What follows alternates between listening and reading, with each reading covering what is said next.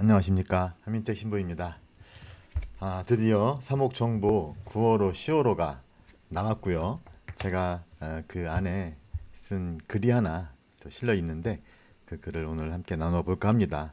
그 글의 제목은 희망의 지킴이입니다. 이 글을 제가 쓰기 위해서 희망에 관한 여러 강연을 했었고요. 그걸 바탕으로 해서 짧은 것으로 정리를 해 보았는데, 아마도 이 영상을 보시는 분들은 이 영상을 좀 몇 번이고 음미해서 보시면 좋지 않을까 싶고요.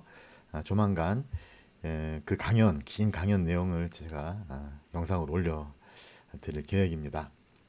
자, 희망의 지킴이. 자, 여러분들은 어떤 희망을 생각하고 계시고 있는지, 또 어떤 희망을 쫓아 사시는지 모르겠습니다. 저도 마찬가지로 희망을 찾는, 또 희망을 지키는 사람이 되고자 하는 사람 중에 한 명으로서 저의 나눔을 함께 여러분들과 공유하고자 합니다. 먼저 희망의 복음입니다. 기억의 지킴이, 희망의 지킴이가 되어 주십시오 라는 프란치스코 교황님의 말씀이셨죠. 2014년 8월 한국의 주교님들과 한국에서 만나서 하신 말씀이었는데, 지금 2년이나 지속되는 코로나19 감염증으로 인해서 피로감이 정말로 극에 달아 있는데, 희망이라는 말을 과연 우리가 사용할 수 있는가, 여전히 유효한 것인가. 베드로일서 이 말씀 있죠. 여러분이 지닌 희망에 관하여 누가 물어도 대답할 수 있도록 언제나 준비해 두십시오. 과연 교회는 지금 어떤 희망의 복음을 선포할 수 있을까? 저도 그렇고 우리 모두가 함께 던져야 할 질문이지 않을까 생각해 봅니다.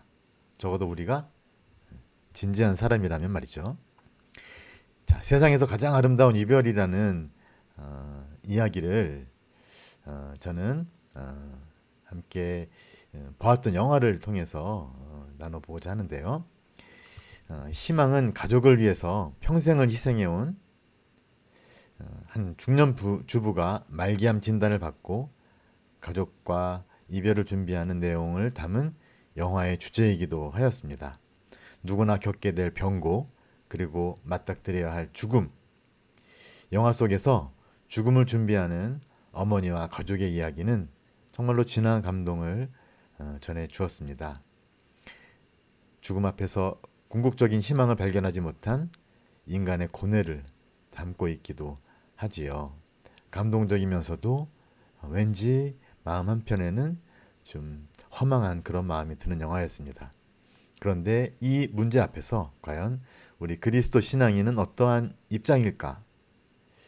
우리의 소중한 가족이 큰 사고를 당하거나 중병에 걸렸을 때, 또 죽음이 임박한 가족을 동반할 때, 혹은 코로나19와 같은 긴 시련으로 앞이 보이지 않는 절망에 빠져 있을 때, 우리는 과연 어떤 희망을 이야기할 수 있을까?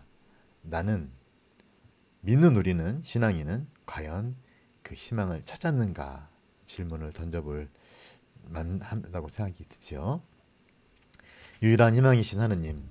자, 이 희망의 문제를 깊이 숙고하신 전임 베네딕토 16세 교황님께서 회칙 희망으로 구원된 우리에서 하느님만이 유일한 희망의 근거라고 말씀하셨습니다.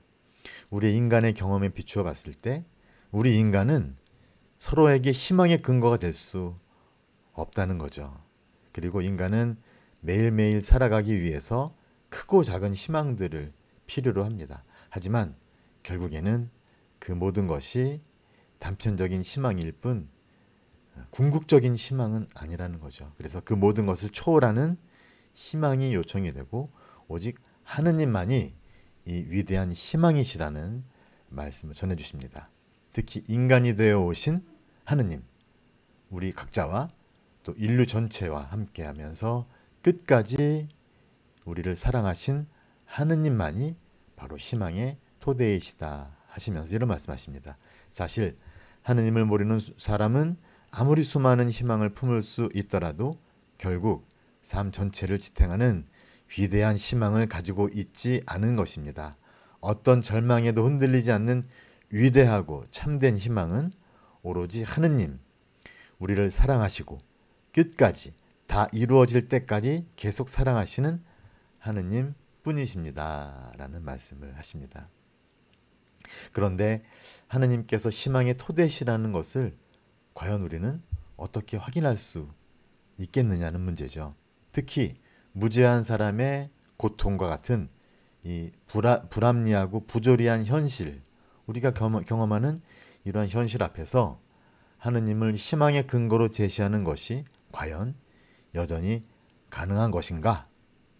오히려 카스퍼 추기경님께서는 무죄한 이의 고통과 같은 그런 문제 앞에서는 그 어떠한 변신론도 성공할 수 없다라고 말씀하십니다. 다시 말하면 이성적인 그런 논증만으로는 이런 문제를 해결할 수 없다는 그런 말씀이죠. 우리 교회는 그런 의미에서 치밀한 이론보다는 불의와 부조리를 신앙 안에서 실제로 살아내고 그것을 극복한 신앙의 증인들을 제시하고 있습니다. 한국교회의 긴 박해 시대 동안 지속된 시련 속에서 신자들은 박해를 묵묵히 참아받고 죽음의 위협으로도 어쩔 수 없었던 희망의 위대함을 보여주었죠. 그분들의 그 증언을 통해서 볼 때 그분들이 그럴 수 있었던 것은 고통 중에서 그리스도와 더욱 깊이 일치할 수 있었고 그 안에서 하느님 아버지의 사랑의 힘과 그 위력, 그 사랑이 약속하는 희망을 분명히 체험했기 때문에 정말로 목숨까지도 바칠 수 있었던 것이라고 얘기할 수 있을 것입니다. 고통의 문제, 부조리와 불의, 이러한 문제 앞에서 우리 그리스도 신앙이 주는 답은 예수 그리스도의 사랑이십니다. 다만 십자가에 달리신 그리스도를 바라보라고 합니다. 그분은 누구십니까? 우리 인간의 병고와 질병을 우리 대신 짊어지신 분이고 우리와 함께 고통을 겪으시는 분이죠. 다만 고통을 함께 겪으시는 무기력한 사랑이 아니라 그 고통과 죽음을 이겨내는 사랑이기 때문에 우리는 그 사랑을 믿고 희망을 둘 수 있다는 거죠.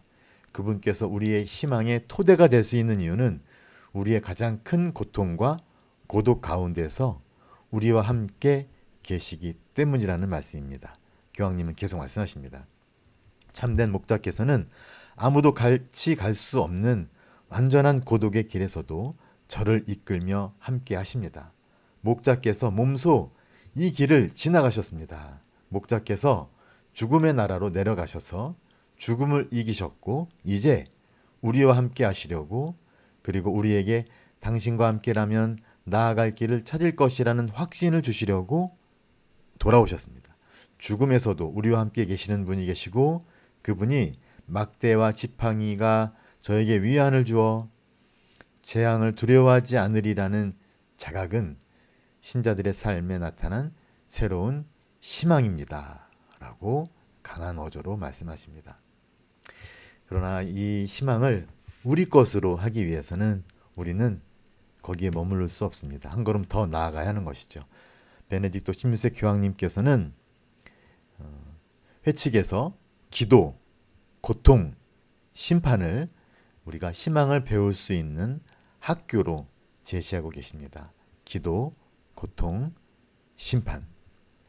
사실 우리 그리스도 신앙은 우리들의 시선을 새로운 눈으로 바꿔서 우리들의 삶을 달리 바라보게 합니다.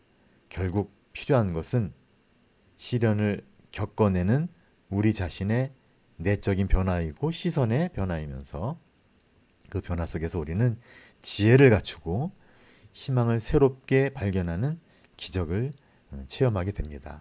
그런 면에서 우리들이 정말 그 희망을 체험할 수 있기 위해서는 지혜를 갖추는 어떤 그런 희망의 지혜의 차원을 발견하는 그러한 내적인 자세가 요구가 된다는 거죠.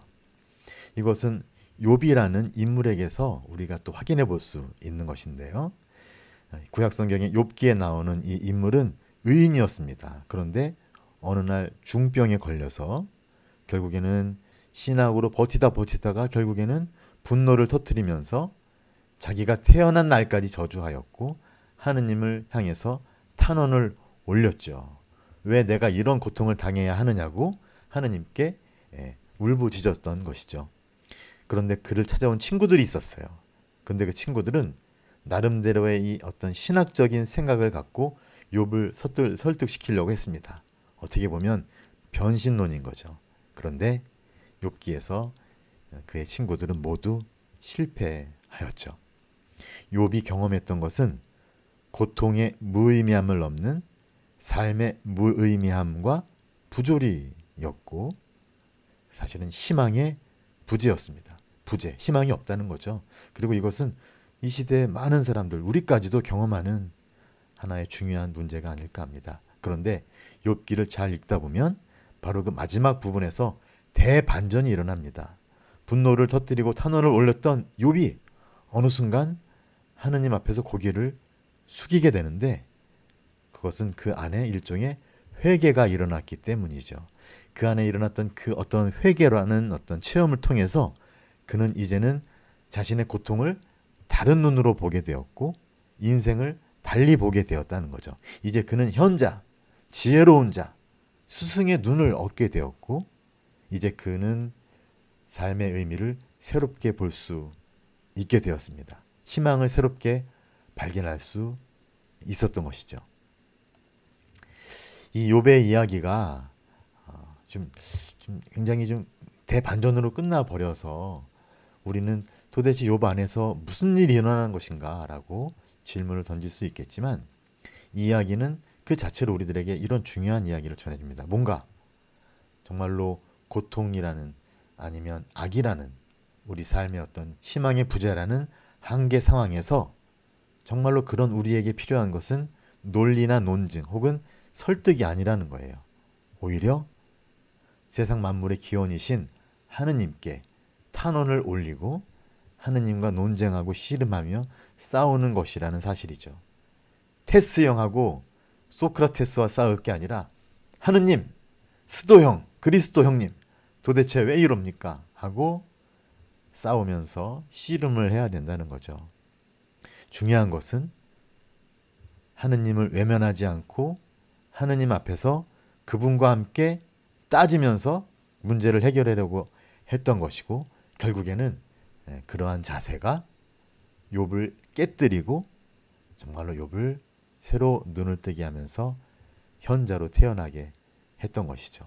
이 역시 우리에게 시사하는 바가 크다는 거죠.